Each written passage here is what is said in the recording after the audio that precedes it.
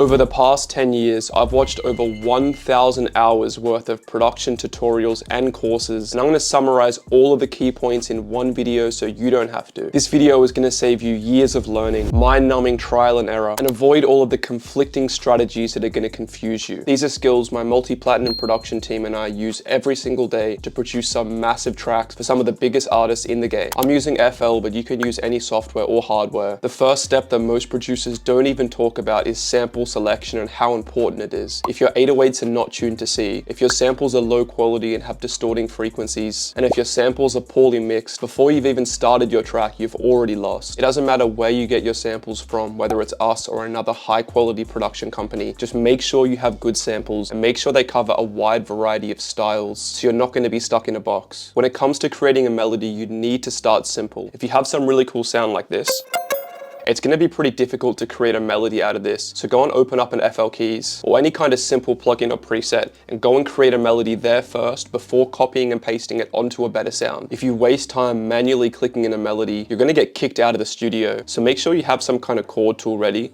For example, in FL Studio, you can go into View, you can go into Scale Highlighting, and you can select whichever scale you want. For example, I'm going to select C minor natural, and you can see every note highlighted in the background is a C minor natural. There's also chord tool plugins, there's chord MIDI packs people have released. There's also this new FL Studio tool where you pretty much select whichever scale you want. For example, I can do the same thing and go C minor, and here it's going to have all of these chords which we can shift around, and everything is going to stay in scale.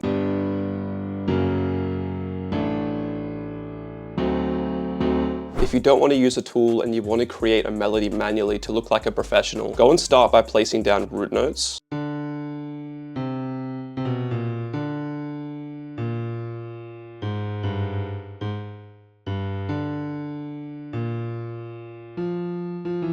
And then you can go and turn these root notes into triads by going and adding some notes above or below.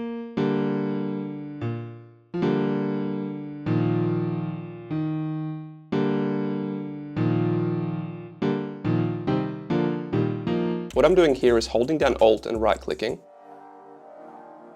And you're able to preview chords, and it's so much quicker than going through and listening to the whole chord progression. And at a glance, you can tell whether your chords fit together or not. Now that you have the root chords for your melody, you can go and pick some cool kind of arpeggio or synth like this.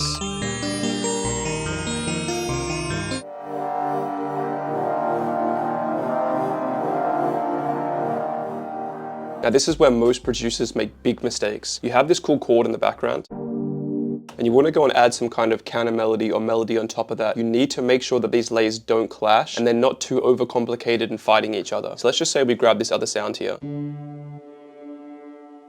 going to turn on root notes so I can still follow the same notes in the progression.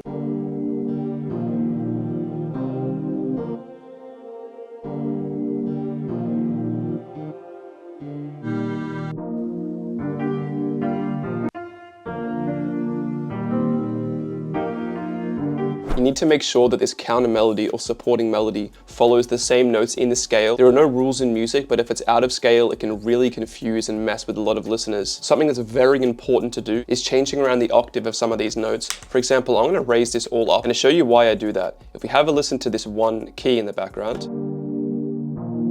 have a look, it's hitting between C2 and C5. And if we open up an EQ for this second layer, we can see that it's hitting it around C4 up to C7, which means that we've more or less separated these frequency bands, which means these layers don't have that many frequencies that are clashing with each other. If you were to have all different separate layers playing on the same notes, it would really mess things up because they would clash together really bad. So with melodies, it's great to keep it simple, but here are some things you can do to liven them up and take them to the next level. First, you can do Control A or open up whatever the arpeggiator tool is on your DAW. And you can use this arpeggiator to turn a chord progression into a melody. You can consolidate the track or basically render it into an MP3 or WAV file and then reverse it. If you want to add some bounce to the melody, you can open up a tool like Gross Beat and just grab a random preset. This is one of my favorites, this one here. If you want to make the melody sound like it's breathing, you can add a side chain like this. Go and grab all of the bottom points and drag them up higher.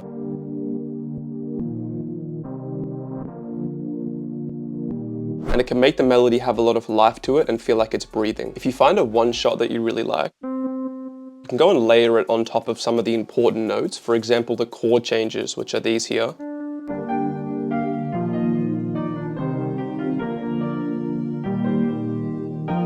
And these don't have to follow the same progression of the melody. If you wanted to really spice the melody up, you can do the opposite. As you can see, we have this chord here, which kind of descends down to the next chord. When you grab this counter melody here, you can do the opposite, where instead of descending, it's actually ascending.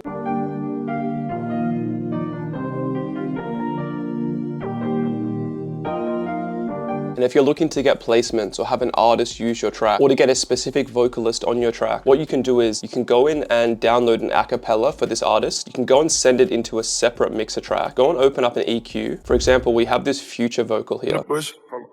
I know how to cook it. A bitch good looking. A bitch good looking. And we can see what kind of EQ range Future fits in. And we can go and have a listen to some of the other melody layers here.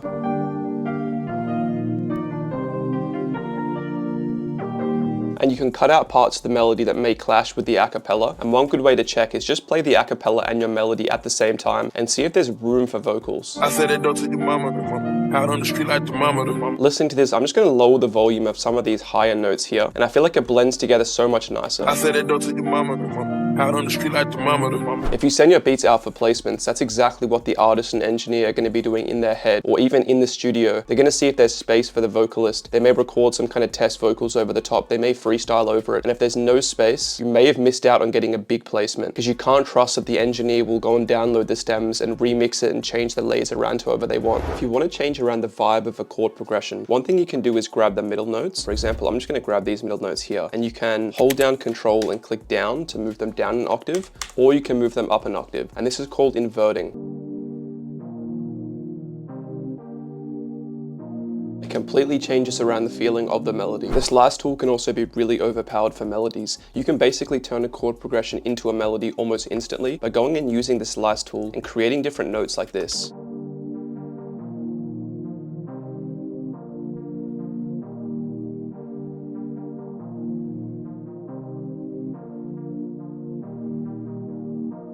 You don't even have to do this on a separate track. You can do it inside the chord progression. If you want to add more depth to a melody, you can add bass notes by grabbing the lowest note, holding down Shift, and moving it down an octave just like this.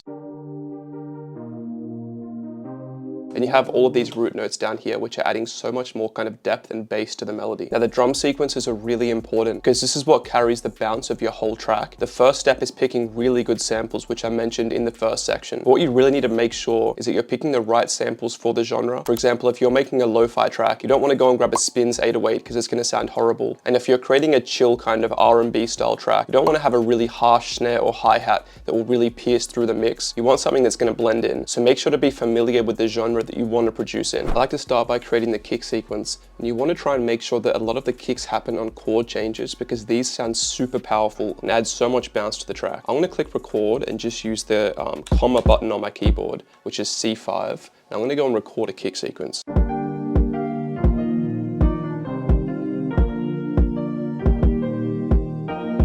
If all your kicks are at the same volume, they can sound really repetitive and almost annoying. I like to grab some of the kicks that aren't on chord changes and just go and lower the volume of some of them.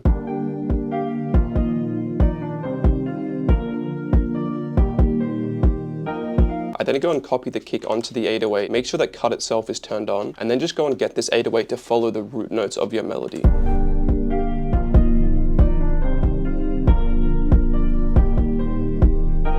If you're not sure if your 808 sounds right, go and raise it a few octaves because it's so much easier to hear. As you can hear, this note, this D sharp here, sounds pretty bad. I'm going to go and pick another note.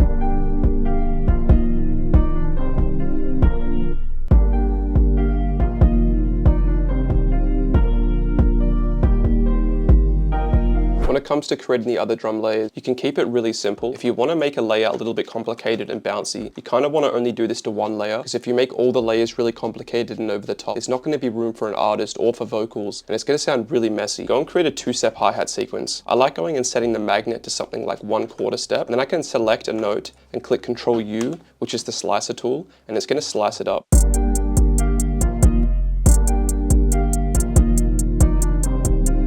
I also like going and grabbing a 1/3 beat and just adding this at the end of a sequence. I love going and adding a hi-hat roll to a hi-hat just before a snare. It kind of leads into it. You can also bring the volume up. Sometimes I like adding some lower pitch hi-hat notes. It almost sounds like an open hi-hat in the background.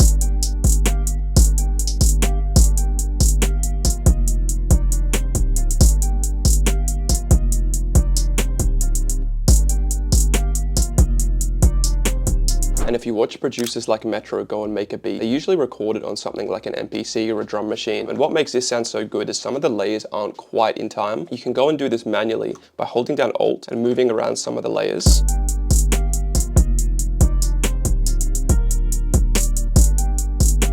This is how you can stand out from something that's super robotic. And if you want the absolute cheat code for having non-robotic sounding drum loops, you can get a project like the Emotional Essence Library, which is linked in the description, which has over 10,000 royalty-free samples and MIDI, including live drum loops. It also has drum loops,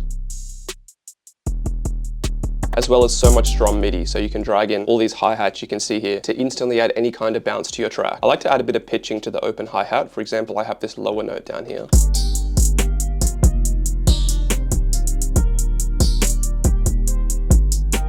You can layer your snares on top of each other and add a slight variation in the timing.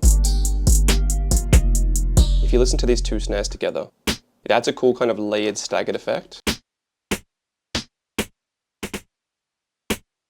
And one awesome hack to add a lot of bounce to your kick and 808 is actually to stagger the timing. So to give you an example, if you listen here, there's actually a kick that hits here, but I deleted it. So it adds this cool kind of drop where there's a kick and then the 808 comes in later.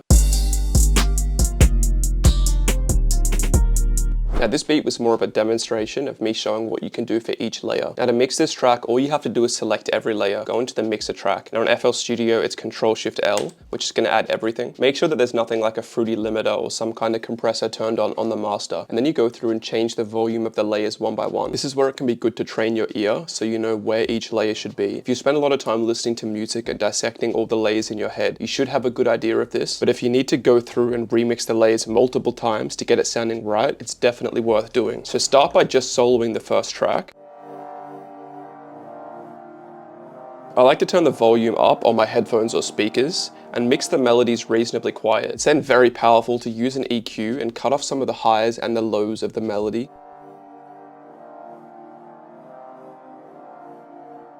We've cut out all of these frequencies down the bottom that would be clashing with the sub bass and the bass frequencies. This bass sounds okay, but I feel like it's lacking a lot of texture. So I'm going to grab a distortion, turn the mix down and the threshold down. It adds a lot of kind of texture and emotion to the 808 without making it that much louder. I'm going to add a little bit of reverb to this clap here.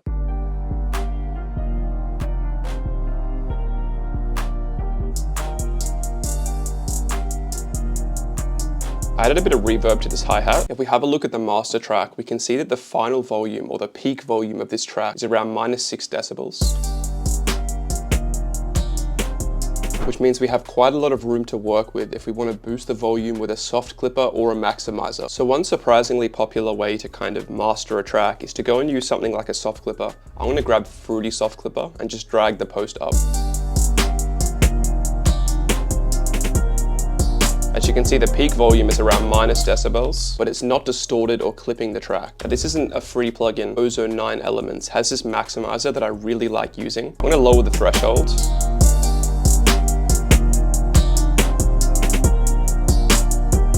And it's going to boost the volume without it clipping. And in my opinion, this is one of the cleanest ways to get a mix. Something else you can do is go and consolidate the track. And if we have a look at the loudest notes where it's essentially peaking, it's that clap. And what you can do for some of these really loud kind of notes is you can go and use something like Maximus, for example, which is a free FL Studio plugin, or you can use some kind of clipper or compressor, and you can cut the very top of this note off. And as you'll notice, without it, it sounds roughly as loud. We're cutting some of the top of that off, and it's going to give more room to work with when mastering this track. I'm also going to use a clipper like this knock clipper here.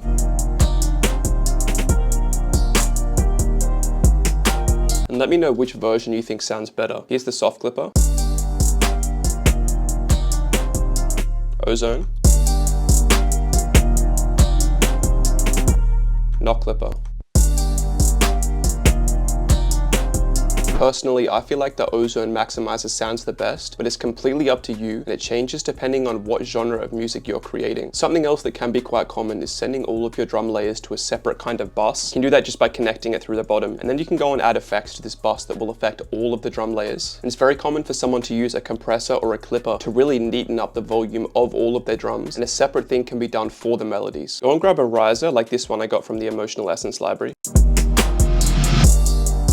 You could also use a transition, like this here.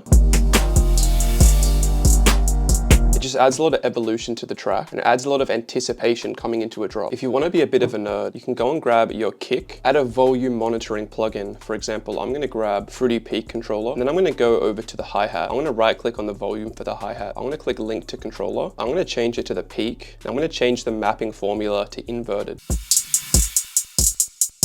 We can then go and change some settings on the peak controller.